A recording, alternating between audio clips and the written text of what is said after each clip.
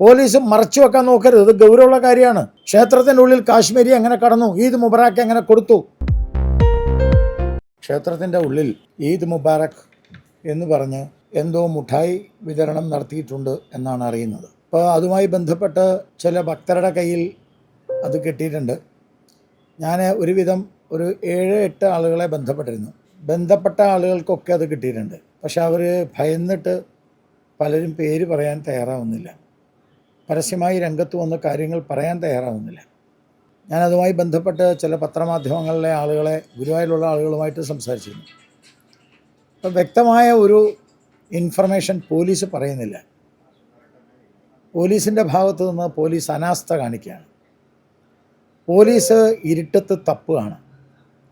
Police ഈ കാര്യത്തിൽ എന്തോ ഒളിക്കാൻ ശ്രമിക്കുകയാണ് പോലീസ്. ഞാൻ മനസ്സിലാക്കുന്നിടത്തോളം എനിക്ക് കിട്ടിയ വേറൊരു വിവരം, ഒരു കാശ്മീരി ആണ് ഈ കാര്യം ചെയ്തിട്ടുള്ളത് എന്നാണ്. അപ്പോൾ ഇപ്പോൾ ഏറ്റവും അവസാനം ഞാനൊരു പോലീസ് ഉദ്യോഗസ്ഥനോട് സംസാരിച്ചപ്പോൾ അദ്ദേഹം പറഞ്ഞത് മാനസിക അസ്വസ്ഥമുള്ള ഒരാളാണ്, അത്ര പ്രശ്നമില്ല എന്നാണ്.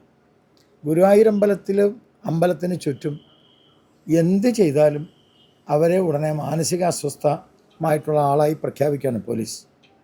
തുളസിത്തറയിൽ എന്തോ വൃത്തികേട് ചെയ്തവനും മാനസിക അസ്വസ്ഥ. അങ്ങനെ മാനസിക അസ്വസ്ഥ ഉള്ളവന് റെസ്റ്റോറൻറ്റ് നടത്താൻ ലൈസൻസും കൊടുത്തിട്ടുണ്ട്. ഇതൊന്നും പൊരുത്തപ്പെട്ടു പോവില്ല. ഇത് കുറച്ച് ഗൗരവമായി കാണേണ്ടമായ വിഷയമാണ്.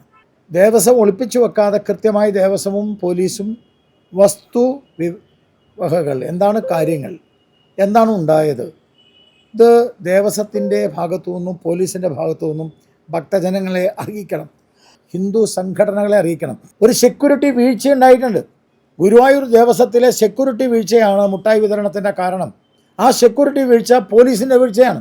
പോലീസ് മറച്ചു വെക്കാൻ നോക്കരുത്. ഇത് ഗൗരവമുള്ള കാര്യമാണ്. ക്ഷേത്രത്തിൻ്റെ ഉള്ളിൽ കാശ്മീരി എങ്ങനെ കടന്നു, ഈദ് മുബാറക്ക് എങ്ങനെ കൊടുത്തു? ഒരു ലളിത സഹസ്രനാമ പുസ്തകമായിട്ട് ഉള്ളിൽ പോയാൽ തടയുന്ന പോലീസാണ്.